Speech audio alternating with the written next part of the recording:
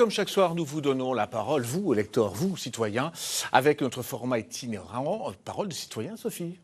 Que vous habitiez en ville ou à la campagne, vous avez des choses à dire. Aurélie Renard et Stéphane Matuchet ont sillonné les routes de Lorraine pour recueillir vos remarques, idées ou propositions avec un arrêt à Toul ce soir. Regardez.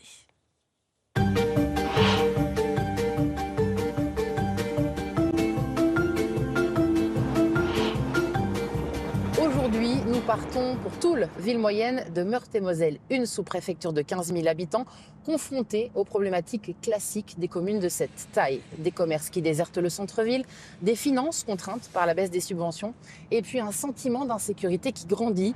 Toul, une ville en transition qui tente de se réinventer et de se projeter dans l'avenir.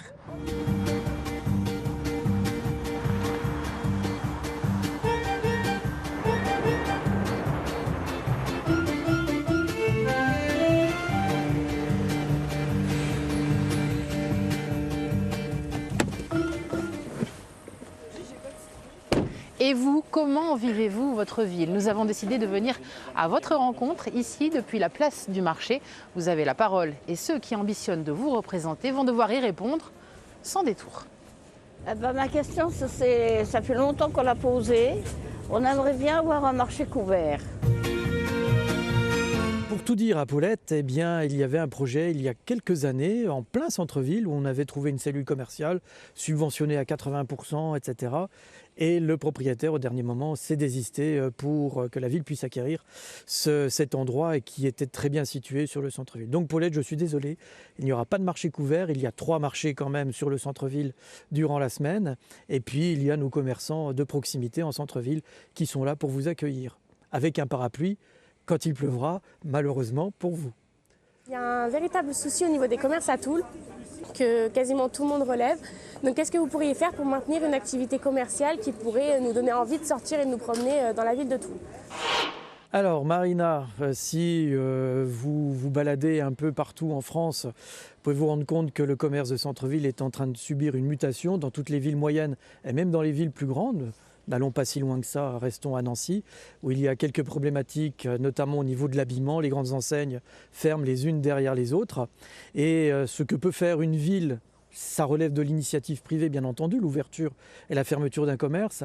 Mais nous avons réussi depuis quelques années à acquérir quelques cellules commerciales, d'où la réouverture d'une poissonnerie, d'une fromagerie, le maintien d'une librairie sur le centre-ville.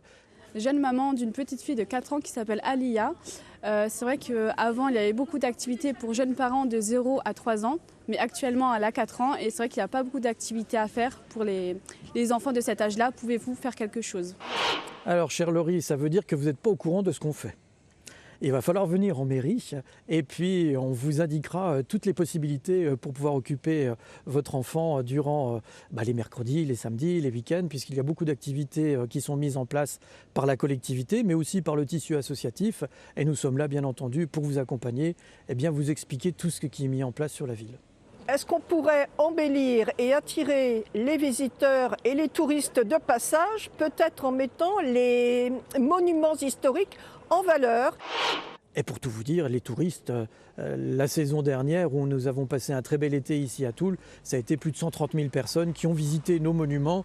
Je crois que pour une ville de 16 000 habitants, on n'a pas à rougir. Et retourner un petit peu en arrière, vous voyez comment la ville a progressé, fortement progressé. Et voilà pour Toul et son unique liste. Nous repartons sur les routes. À très vite.